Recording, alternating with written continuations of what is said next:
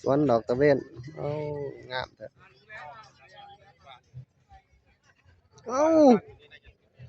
ขึ้นว่าจะไปไสล่ะเอาเป็นพรีเซนเตอร์นี่ เอาให้เป็นพรีเซนเตอร์ พรีเซนเตอร์ดอกตะเวน ของหนังน่ะล่ะ เอาไปไก่แท้บ่มีหลอกนะพุ่นเขา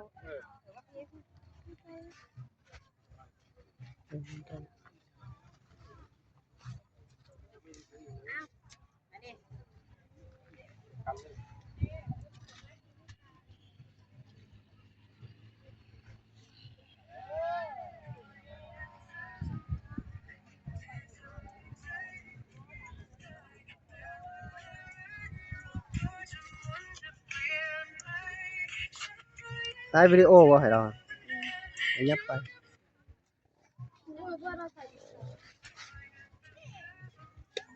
มันเทไปมันจะเอาลง